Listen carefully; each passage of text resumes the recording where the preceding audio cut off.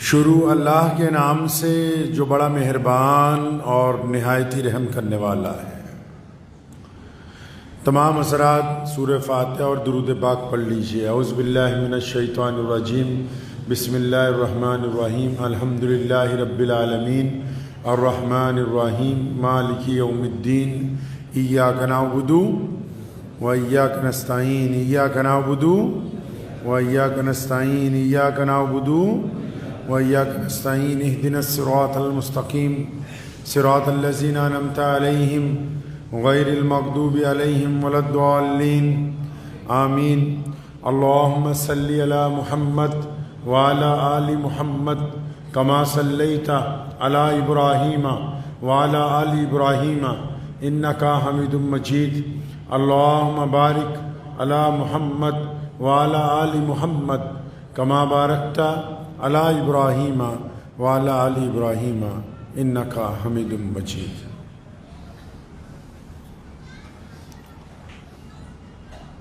حالات کے قدموں پہ کلندر نہیں گرتا، حالات کے قدموں پہ کلندر نہیں گرتا، ٹوٹے بھی جو تارا تو زمیں پر نہیں گرتا۔ گرتے ہیں سمندر میں دریا تو بہت سے، لیکن کسی دریا میں سمندر نہیں گرتا۔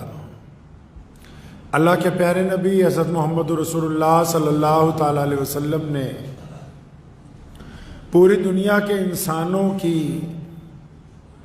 تمام شعبوں میں رہنمائی فرمائی۔ پیارے کریم رسول صلی اللہ علیہ وسلم نے زندگی کا ہر ڈھنگ انسانوں کو عطا فرمایا۔ حالات کیسے کیوں نہ ہو، وقت کیسا ہو، اس دور میں کس انداز سے جینا ہے، کس انداز سے اپنے وجود کو قائم رکھنا ہے، کیسے ایک اچھی زندگی گزاری جا سکتی ہے، ایک باوقار انسان کیسا ہوتا ہے، غیرت کس کو کہتے ہیں، انسانی حمیت کیا چیز ہے، یہ تمام باتیں پیارے نبی علیہ السلام نے انسانوں کو سمجھائی ہیں۔ کیونکہ جب کوئی بھی انسان پیدا ہوتا ہے تو ظاہر سی بات ہے جس انداز سے اس کی عمر آگے آگے بڑھتی ہے، حالات جو ہیں وہ تبدیل ہوتے رہتے ہیں، جسم کی ہیبت تبدیل ہوتی رہتی ہے، موسم بھی تبدیل ہوتے ہیں، وفاداریاں بھی تبدیل ہوتی ہیں، رشتہ داریاں بھی تبدیل ہوتی ہیں، کاروبار کے حالات بھی تبدیل ہوتے ہیں، حکومتیں بھی تبدیل ہوتی ہیں۔ اتنی تبدیلیوں کے درمیان ایک بندہ کس انداز سے اپنے رب کے ساتھ معاملہ رکھے، ایک بندہ کس رنگ سے جیے، کس ڈھنگ کے ساتھ چلے، اس کی تربیت پیارے نبی حضرت محمد رسول اللہ صلی اللہ علیہ وسلم نے دی ہے انسانوں کو۔ حالات مشکل آ جاتے ہیں، وقت مشکل آ جاتا ہے، جب کسی پر کوئی مشکل وقت آتا ہے، چاہے وہ جسمانی طور پر ہو، چاہے وہ بیماری کا ہو، چاہے وہ کاروبار کی پریشانی ہو، چاہے وہ اولاد کی طرف سے پریشانی ہو، چاہے وہ عزیز و اقارب کی طرف سے دکھ درد کی بات ہو، چاہے پھر وہ مخالفوں کی طرف سے ہو، چاہے وہ کسی ایک ملک کی دوسرے ملک کے ساتھ ناراضگی ہو، کیا کرے انسان اس وقت جب وہ گر جائے پریشانیوں میں، دکھوں میں، تکلیفوں میں؟ تو اس وقت نبی علیہ السلام نے کیا فرمایا، قرآن نے ہماری رہنمائی کیا کی ہے، کیا بات کہی ہے انسانوں کو؟ ٹھیک ہے کہ جس بندے پر مصیبت آئی، پریشانی آئی، دکھ آیا، جس مرد اور عورت کو تکلیف پہنچ رہی ہے، یا جس ماں باپ کو تکلیف پہنچ رہی ہے، یا جس بڑے آدمی کو یا بچے کو تکلیف پہنچ رہی ہے، وہ ٹھیک ہے، تکلیف تو ہے، حالات سازگار نہیں ہیں، معاملات اچھے نہیں ہیں، یا جسمانی طور پر پریشانی ہے، تو اس پریشانی میں کرنا کیا ہے؟ اسلام کیا کہتا ہے؟ پیارے نبی حضرت محمد رسول اللہ صلی اللہ علیہ وسلم نے کیا تربیت دی ہے کہ ہمیں کس انداز کے ساتھ جینا ہے؟ کتنے خوبصورت بات کہی نبی علیہ السلام نے۔ اللہ تعالیٰ نے قرآن پاک کا درجہ دیا ہے اسے۔ کیا جب نبی علیہ السلام غار کے اندر ہیں، سیدنا ابو بکر صدیق رضی اللہ تعالیٰ عنہ ساتھ میں ہیں، اور دشمن تلاش کرتے کرتے اس غار تک پہنچ گئے۔ اب غار سے آگے تو کہیں جانے کا راستہ نہیں ہے، بس غار کا منہ ہے، اور باہر چاروں طرف دشمن ہیں، اور اس بات کا اندیشہ ہے کہ اگر ان کو پتہ لگ گیا کہ آپ اسی غار میں موجود ہیں تو پھر کیا حالات ہو سکتے ہیں۔ سیدنا ابو بکر صدیق رضی اللہ تعالیٰ عنہ نے اس اندیشے کا اظہار کیا، یا رسول اللہ دشمن بہت قریب آ گیا۔ اے پیارے نبی علیہ السلام، دشمن ہمارے قریب آ گیا ہے۔ نبی علیہ السلام نے ایک ہی لفظ میں، اللہ تبارک و تعالیٰ نے قرآن پاک میں اسے درج کیا ہے، اللہ تبارک و تعالیٰ سے وہ اعلان آیا ہے، ایک ہی لفظ میں اللہ تعالیٰ نے تمام باتیں جس میں ہمت بھی ہے، جرت بھی ہے، استقامت بھی ہے، ایمان بھی ہے، کیا فرمایا سیدنا ابو بکر رضی اللہ تعالیٰ عنہ کو؟ فرمایا لا تحزن، کہ ڈرو نہیں، اللہ ہمارے ساتھ ہے۔ ان جملوں نے نبی علیہ السلام کی، یہ جو جملے اللہ تبارک و تعالیٰ سے طرف سے آئے ہیں، ان الفاظات نے دنیا کے تڑپتے ہوئے انسانوں کو، دنیا کے دکھی انسانوں کو، دنیا کے پریشان لوگوں کو، اور دنیا میں خوفزدہ لوگوں کو، دنیا میں ڈر گئے لوگوں کو بس ایک حوصلہ دے دیا، اور کیا بتایا اللہ نے کہ گھبراؤ نہیں، گھبراؤ نہیں مشکل وقت میں۔ کتنی بڑی بات ہے۔ آج اگر کسی پر مشکل آتی ہے وہ کیا کرتا ہے؟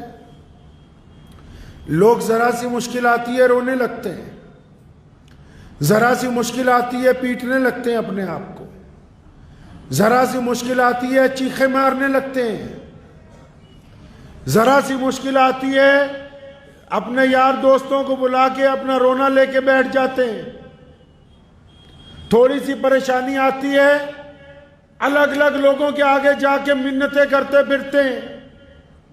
اور نبی علیہ السلام کو اللہ تبارک و تعالیٰ نے نسخہ کیمیا عطا فرمایا، فرمایا ڈرو نہیں، مشکل میں ڈرو نہیں۔ یہ پہلا نقطہ ہے انسانی زندگی کو عزت سے جینے کا، یہ پہلا فلسفہ ہے۔ چاہے وہ کسی بھی مذہب سے کوئی انسان تعلق رکھتا ہو، اگر اس کو کوئی ڈرا رہا ہے اور وہ ڈر رہا ہے تو اس کا مطلب وہ جیتے جی اپنے آپ کو موت کی طرف لے جا رہا ہے۔ اگر کوئی ڈر رہا ہے بیماری سے تو اس کا مطلب جتنے دن بچے ہیں وہ ان کو ضائع کر رہا ہے۔ اگر کوئی ڈر رہا ہے کاروبار سے تو اس کا مطلب جو ترقی کی منازل طے کرنی ہے وہ اس کو ڈوبونے کی طرف لے جا رہا ہے۔ اگر کوئی ڈر رہا ہے اپنی اولاد کو سدھارنے سے تو اس کا مطلب وہ ان کو جہنم کی طرف دھکا دے رہا ہے۔ اللہ تبارک و تعالیٰ نے دو ٹوک فرمایا کہ میرے پیارے نبی علیہ السلام آپ گھبرائیں نہیں، آپ ڈریں نہیں، کیونکہ اللہ کی ذات آپ کے ساتھ ہے، اور یہ کائنات کا دستور ہے کہ جن لوگوں کے ساتھ رب ہوتا ہے دنیا والے ان کا کچھ بگاڑ نہیں سکتے۔ جن کے ساتھ رب کی ذات ہوتی ہے دنیا والے ان کا نہیں کچھ بگاڑ سکتے۔ یہ فلسفہ نبی علیہ السلام نے عطا کیا، حکم دیا امت کو کہ مشکل وقت میں سب سے پہلے کیا کرنا؟ سب سے پہلے اس بات کا یقین رکھنا کہ ہمارا رب ہمارے ساتھ ہے، اور پھر مشکل وقت میں کیا کرنا؟ پھر مشکل وقت میں صبر کے ساتھ وقت گزارنا۔ مشکل وقت میں صبر کے ساتھ وقت گزارنا، اور تیسرا مشکل وقت میں کیا کرنا، اپنے دماغ کو، اپنے ہوش و حواس کو ٹھکانے رکھنا، اور پھر یہ دیکھنا کہ کیا میں کیا کر سکتا ہوں جو ان حالات سے میں باہر نکلوں۔ اسلام نے کہا، نبی علیہ السلام کا فرمان حدیث پاک کا مفہوم ہے، فرمایا میں خوشیاں بانٹنے آیا ہوں، لوگوں کو خوشیاں بانٹنے کے لیے آئے۔ ہم لوگ کیسے کرتے ہیں جی مشکل وقت میں؟ ہمارا کوئی عزیز بیمار ہو جائے، کوئی پڑوسی بیمار ہو جائے، اور ایسے کئی منافق صفت لوگ ہوتے ہیں معاشرے میں جو کسی کو ملنے کے لیے جائیں گے، پتہ لگے گا بیمار ہے، جاتے ہی کہیں گے اوہ تو پہلے سے بڑا کمزور نظر آ رہا ہے۔ وہ کہنے والے کا مقصد یہ ہے کہ جو بندے کو میں کہہ رہا ہوں اس کا دل ٹوٹ جائے، دل بیٹھ جائے اس کا۔ جو لوگوں کو ڈرانا چاہتے ہیں وہ یاد رکھیں، آج وہ جن کا دل توڑ رہے ہیں، آج وہ جن کو ڈرانے کی کوشش کر رہے ہیں، کل جب ان پر وقت آئے گا انہیں سہارا دینے والا نہیں ملے گا کوئی۔ ہم کیا کر رہے ہیں معاشرے میں؟ اگر کوئی تکلیف میں ہے، کوئی بیماری میں ہے، ہم ملنے جا رہے ہو بھیا تم تو بہت بیمار نظر آ رہے ہو، یعنی ہم نے اس کی ہمت بڑھانے کی بجائے اس کی ہمت توڑ دی۔ اور یہیں پر بس نہیں کرتے، بیماری کا پوچھیں گے اور پھر کہیں گے ہاں ہمارے تایا جی، ہمارے فلاں ماموں بھی اسی بیماری سے مر گئے تھے۔ یہ کس نے سمجھائی یہ بات؟ اللہ اور اس کے رسول صلی اللہ علیہ وسلم کو یہ باتیں پسند نہیں ہیں۔ مشکل صرف یہی نہیں ہوتی کہ کوئی حکومت کسی حکومت کے مخالف ہو، مشکل صرف یہ نہیں ہوتی کہ کوئی سیاستدان آپ کے ساتھ مخالف ہو، مشکل یہ بھی تو ہے کہ آپ کو کاروبار میں نقصان ہو رہا ہو اور آپ اس نقصان سے جھوج رہے ہوں، اور اس نقصان کے درمیان آپ کو کوئی مجبور کرے کہ فلاں آدمی کے ساتھ جا کے ہاتھ پھیلا لو، آپ اپنی غیرت کی وجہ سے اپنا ہاتھ واپس لے آئیں، یہ بھی تو وہ مشکل ہے۔ اور جب آپ غیرت کی وجہ سے اپنا ہاتھ واپس لے جائیں گے تو اللہ تعالیٰ اس مشکل میں آسانی پیدا کر دیں گے، اس مشکل میں آسانی۔ علامہ اقبال رحمت اللہ علیہ کا بیٹا لندن میں پڑھتا تھا، اس نے ابا کو چٹھی لکھی کہ مہینے کے پیسے جلدی ختم ہو گئے، آپ اگر کہیں فلاں آپ کا ایک دوست یہاں پہ رہتا ہے اس سے 100 پاؤنڈ ادھار لے لوں، اس سے کچھ پیسے ادھار لے لوں، پھر جب آپ بھیجتے ہی ہر مہینے جب آپ بھیجیں گے تو یہ میں پیسے اس کو دے دوں گا۔ تو علامہ اقبال نے اس کے جواب میں پوری نظم لکھ دی، فرمایا خودی نہ بیچ غریبی میں نام پیدا کر۔ غیرت بیچنی بڑی بات ہے، لوگ اس کو معمولی بات سمجھتے کہ جس کے مرضی سامنے جا کے ہاتھ پھیلا دو، جس کو مرضی جا کے کہہ دو کہ میری مدد کر دے۔ ارے جس نے اپنے رب کو مدد کے لیے پکارا نہ ہو، اور پھر رسول اللہ فرماتے ہیں کہ جس نے رب کو چھوڑ کے بندوں کے آگے ہاتھ پھیلانا شروع کیا، فرمایا ساری زندگی مانگتا رہے گا، اس کی ضرورت کبھی پوری نہیں ہوگی، ساری زندگی مانگتا رہے گا۔ غیرت اس کو کہتے ہیں۔ مشکل صرف بیماری نہیں ہے، مشکل صرف سیاسی اختلاف نہیں ہوتے، یہ بھی تو مشکل ہے کہ کسی نوجوان آدمی کو کوئی نوجوان عورت زنا کی دعوت دیتی ہو، یہ بھی تو مشکل ہے کہ کسی نوجوان لڑکی کو کوئی نوجوان لڑکا زنا کی دعوت دیتا ہو اور وہ روزانہ چاہتا ہو کہ یہ میرے ساتھ لگ جائے، یا وہ خاتون چاہتی ہو کہ یہ میرے ساتھ چھپ کے گناہ کرے۔ اس مشکل وقت میں جس نے اپنے نفس کو گناہ سے روک لیا، اس نے اللہ کی طرف سے عزتیں پا لی، وہ اس مشکل وقت میں اللہ کے حضور یقین رکھ کے بچ گیا، تو پھر آنے والی زندگی کی عزتیں اس کے لیے وقف ہے۔ یہ بھی تو مشکل ہے، اپنی جوانی کو سنبھال کے رکھنا کتنا مشکل کام ہے۔ اس میں سے بھی تو نکلنے کا راستہ چاہیے۔ اس میں نکلنے کا راستہ بھی یہی ہے کہ بندہ اس بات کا یقین رکھے کہ میرا رب میرے ساتھ ہے، وہ مجھے دیکھتا ہے، اس کے حکم سے میں چلتا پھرتا ہوں، غلطی ہو جائے تو میں اپنے رب سے معافی مانگتا ہوں۔ صرف یہی مشکل تھوڑی، مشکل تو یہ بھی ہے کہ لقمہ حرام سامنے پڑا ہے، رشوت کے سامنے پیسے پڑے ہیں، سامنے سے آفر آئی ہوئی ہے کہ اتنے پیسے لے لو، یہ غلط کام کر لو، کوئی دیکھنے والا نہیں ہے، کوئی پوچھنے والا نہیں ہے، اور چپ چاپ وہ سرمایہ لیا جا سکتا ہے۔ یہ بھی تو مشکل ہے کہ جب بندہ اس مشکل میں پھنستا ہے اور پھر ایمانداری سے رشوت کے پیسے ٹھکرا دیتا ہے اور ایمانداری سے رشوت کے پیسے چھوڑ کے سچے کام کے اوپر دستخط کرتا ہے، دنیا کے چاہے وہ پیسے اس کو ٹھوکر مار دے، لیکن پھر جو اللہ کی طرف سے اس کو عزتیں عطا ہوں گی، پھر اپنے رب کی طرف سے جو اس کو انعام ملے گا، اس کا وہ اندازہ نہیں لگا سکتا ہے۔ کہا نا نبی علیہ السلام نے کہ اپنے بھائیوں کی مدد کرو، بھائی اپنے بھائی کی مدد کرو۔ صحابہ نے پوچھا یا رسول اللہ کیسی مدد کریں؟ فرمایا جو تمہارے بھائی مظلوم ہیں، یعنی جو غریب لوگ ہیں، جو محتاج ہیں، یا جن پر ظلم ہو رہا ہے، ان کی مدد کرو۔ اور پھر نبی علیہ السلام نے اگلی بات فرما دی اور فرمایا اپنے ان بھائیوں کی بھی مدد کرو۔ یا رسول اللہ کن بھائیوں کی؟ فرمایا جو ظلم کر رہے ہیں۔ یا رسول اللہ جو مظلوم ہیں ان کی مدد تو کر سکتے ہیں کہ ان کے ساتھ کھڑے ہوں، ان کے ہمدردی کے لیے کھڑے ہوں، ان کو کھانا پینا دیں، ان کو کپڑے دیں، ان کو دشمن سے بچائیں، لیکن یا رسول اللہ جو بھائی ظلم کرتے ہیں ان کی مدد کیسے کریں؟ کریم نبی نے فرمایا کہ یہ صلی اللہ کریم نبی نے فرمایا جو تمہارا بھائی ظالم ہو اس کو ظلم سے روکو، اس کو ظلم سے روکنا اس کی مدد ہے، ظلم سے روک دینا اس کو اس کی مدد ہے۔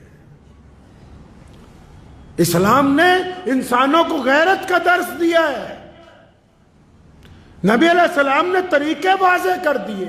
فرمایا نا کہ مایوسی کفر ہے، کفر کا مطلب جھوٹ ہے، مایوسی۔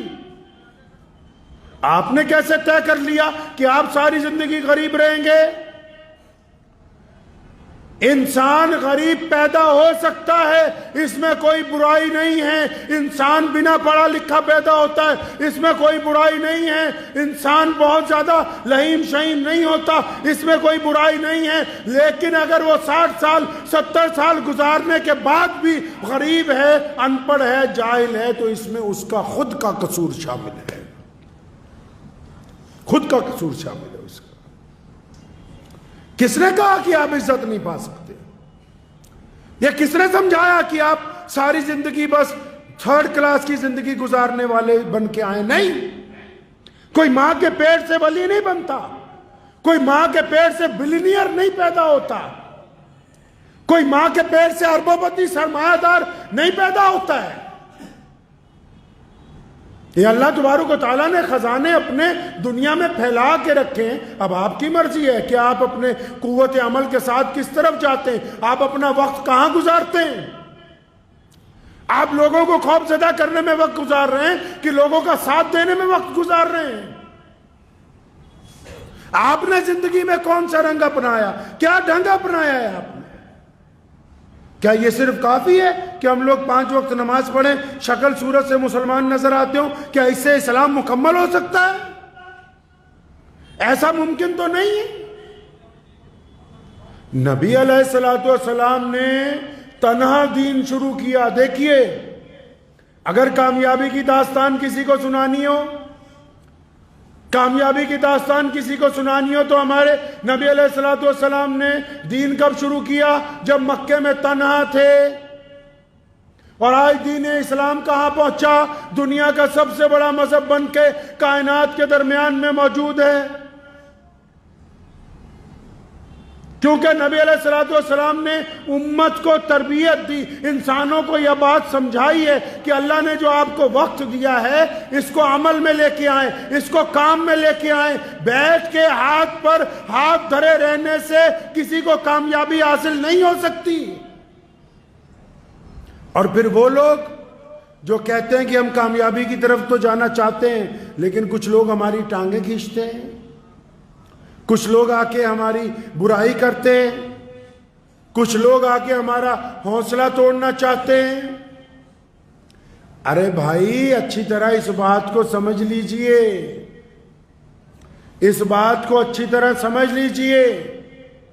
سیدنا بلال رضی اللہ تعالیٰ عنہ گھر پہنچے، مکے میں تھے، روزانہ مار کھا کے آتے تھے بازار سے، رات کو شام کو جب گھر پہنچے تو اماں نے کہا بلال میرے بچے ہم لوگ مکہ چھوڑ کے جائیں گے، کہیں اور جائیں گے۔ بڑے حیران ہوئے۔ نبی علیہ السلام کے صحابی ہیں نا، اپنی ماں کو دونوں کندھوں سے پیار سے پکڑا اور پوچھا اماں جی آپ کو یہ بات کس نے سمجھائی ہے؟ پتا تھا نا کہ ماں تو میری ہی ماں ہے، بندے کو اپنی ماں جس طرح اور باپ کو اور ماں کو اولاد کا پتا ہوتا ہے، اولاد کو بھی تو ماں باپ کا علم ہوتا ہے کہ ان کا مزاج کیسا ہے۔ تو اماں آپ تو کبھی ایسی بات نہیں کرتی تھی کہ مکہ چھوڑ کے چلے جائیں گے، آپ کو یہ کس نے بات سمجھائی؟ تو کیا کہا سیدنا بلال رضی اللہ عنہ کی امی نے؟ فرمایا میرے بیٹے آج ابو جہل آیا تھا گھر پہ۔ ابو جہل کس کے گھر گیا؟ سیدنا بلال رضی اللہ تعالیٰ عنہ کے۔ فرمایا آج ابو جہل آیا تھا۔ کون ہے ابو جہل؟ مکے کا گورنر ہے، چودھری ہے مکے کا۔ فرمایا عتبہ بھی تھا ساتھ میں، ولید بھی تھا۔ اچھا یہ بڑے بڑے شہزادے سارے ہی؟ اماں یہ تو ہمیں انسان بھی نہیں سمجھتے، یہ تو کہتے ہیں بلال کالا ہے، بلال حبشی ہے، بلال کے موٹے موٹے ہونٹ ہیں، بلال کو تو اختیار نہیں کہ ہمارے برابر سے چل کے نکل جائے اس پگڈنڈی کے اوپر جس پر ہم چلتے ہیں۔ اماں یہ سب لوگ ہماری جھونپڑی پر آئے تھے؟ ہاں بیٹا یہ سب لوگ ہماری جھونپڑی کے دروازے پہ آئے اور انہوں نے آ کے آج مجھ سے درخواست کی ہے۔ کیا کی ہے؟ آج دھمکی نہیں دی، دھمکیاں تو کئی سال سے دے رہے تھے، آج آ کے درخواست دی ہے کہ اپنے بیٹے کو لے کے یہاں سے چلے جا۔ یہ روز سڑکوں پہ محمد الرسول اللہ کا نام لیتا ہے، ہم تو پریشان ہو گئے اس کو مار مار کے، یہ تھکتا ہی نہیں، بس تو اسے مکے سے لے جا۔ حضرت بلال نے اپنی ماں کو کندھوں سے پکڑا، فرمایا اماں جی اللہ اکبر، اس کا مطلب کہ ابو جہل نے، ان مشرکین نے ہماری طاقت کو تسلیم کر لیا ہے۔ آپ نیکی کا کام کر رہے ہیں، آپ کوئی اچھا کاروبار چلا رہے ہیں، آپ کسی غریب کی مدد کرنے جا رہے ہیں، آپ کسی بھوکے کو کھانا کھلانے جا رہے ہیں، آپ کسی ان پڑھ کو پڑھانے کے لیے جا رہے ہیں، آپ کوئی نیکی کا کام کرنے جا رہے ہیں، اور پھر یہ جو 3-4 لوگ بیٹھ کے آپ کے خلاف بکواس کر رہے ہیں، اس کا مطلب ساری دنیا میں سے ان 3-4 نے مان لیا کہ آپ ان سے بہتر کام کر رہے ہیں۔ وہ تو اس بات کی گواہی دے رہے کہ تو اب اچھے کام پہ لگ گیا ہے۔ آپ کو کس نے کہا کہ آپ اپنا دل چھوڑ دیں؟ مخالفت بھی تو اسی کی ہوگی جس میں کوئی بات ہوگی کائنات میں۔ جہاں سے سورج نکلتا ہے، جہاں ڈوبتا ہے، پوری دنیا میں جو بڑے بڑے آپ فرانس میں جائیں، نبی علیہ السلام کے خلاف نعوذ باللہ کتنی بار کارٹون بنایا۔ ارے اللہ کے بندے، رسول اللہ صلی اللہ علیہ وسلم مکے میں پیدا ہوئے، رسول اللہ مدینہ منورہ میں آرام فرما ہے، فرانس والوں کو کیا تکلیف ہو گئی؟ پتہ یہ لگا کہ وہاں کی جو گندگی تھی، وہاں میں جو سماج کے اندر لوگوں کے ساتھ برائیاں تھیں، وہاں کے معاشرے میں جو عورت کی بے حرمتی تھی، وہاں کے معاشرے میں جو ایک دوسرے کی مخالفت تھی، رسول اللہ کا دین پہنچا ہے تو وہ چیزیں برائیوں سے اچھائیوں میں بدلنے لگی ہیں۔ اب جو برے ہیں ان کو تکلیف ہو رہی ہے۔ تو مشکل وقت میں لوگوں کی حوصلہ افزائی کرنے کی بجائے ان کی ہمت کو توڑنا یہ حرام ہے۔ قوموں کو یہ سمجھانا کہ تم کچھ نہیں کر سکتے، یہ حرام ہے۔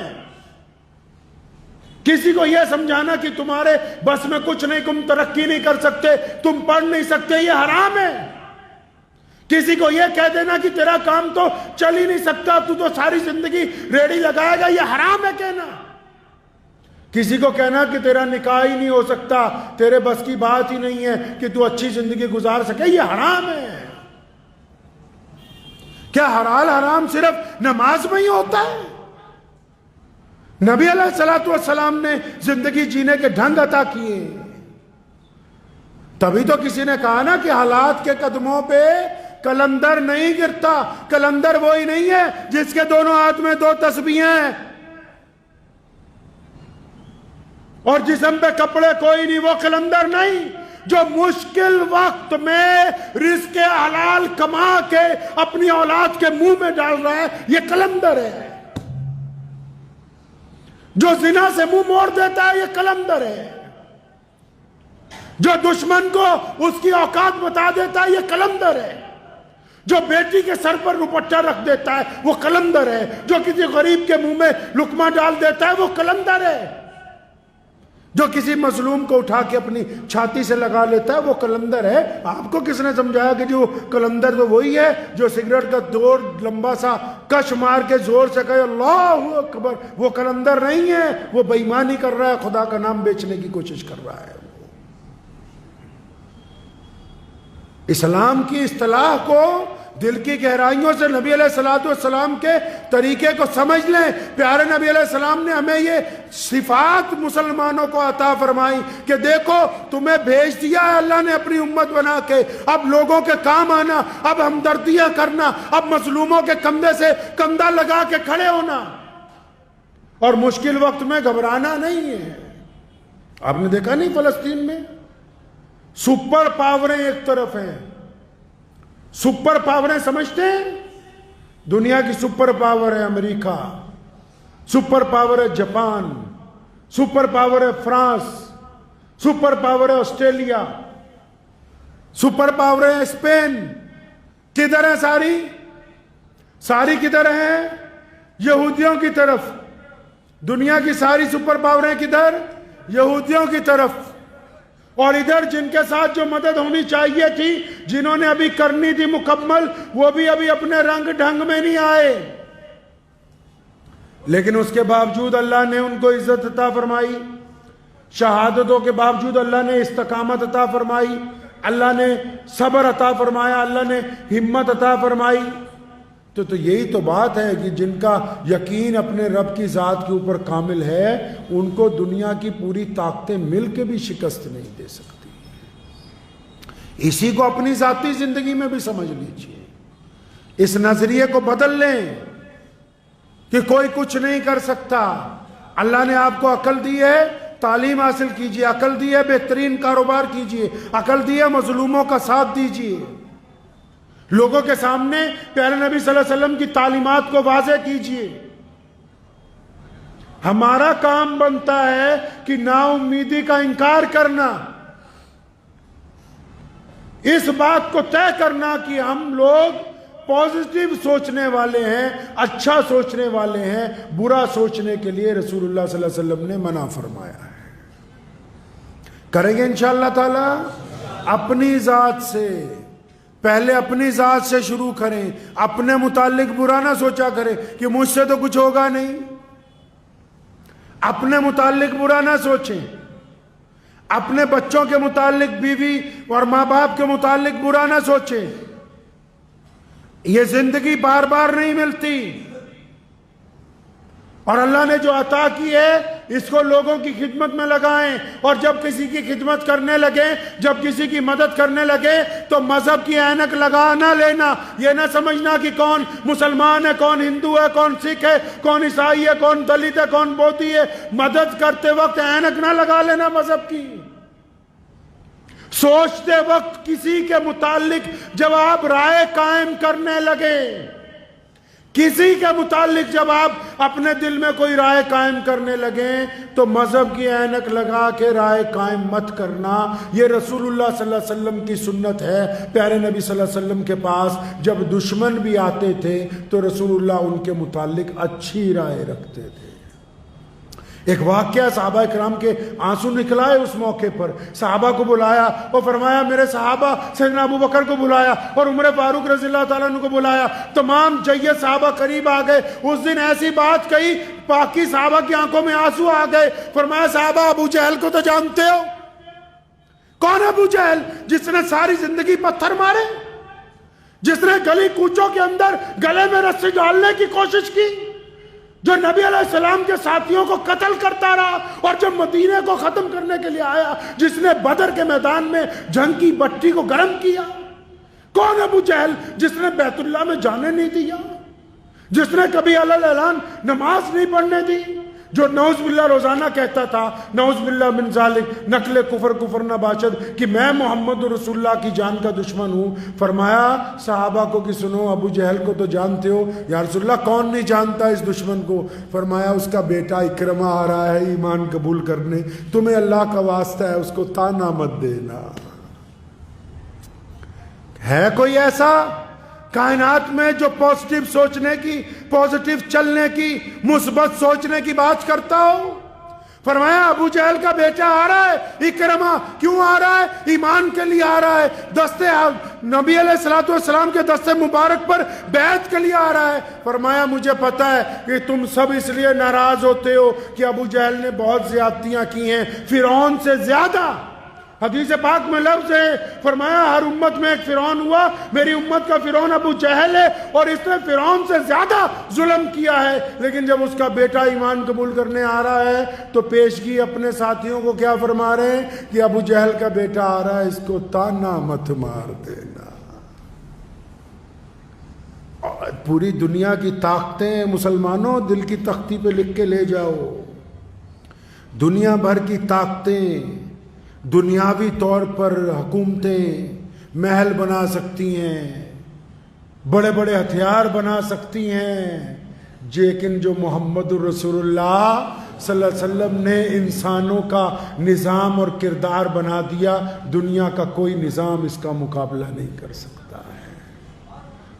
تو ہم نے اس بات کی کوشش کرنی. کس بات کی؟ کہ اپنی ذہنیت کو مشکلات کے اندر اس بات کا یقین رکھیں کہ اللہ کی ذات آپ کے ساتھ ہے. اور جب کوئی ساتھی، کوئی دوست، کوئی بھائی، کوئی بہن، کوئی پڑوسی، کوئی یار بچپن کا، کوئی غیر مسلم دوست مشکل میں ہو، پریشانی میں ہو، تو کبھی اس کی ہمت توڑنا نہیں ہے، اس کی ہمت بندھانی ہے. اور جب ہم دوسروں کی ہمت بندھائیں گے، اللہ تعالیٰ آپ کو دنیا میں بھی عزت عطا فرمائیں گے، آخرت میں بھی عزت عطا فرمائیں گے. وآخر دعوانا ان الحمدللہ رب العالمین.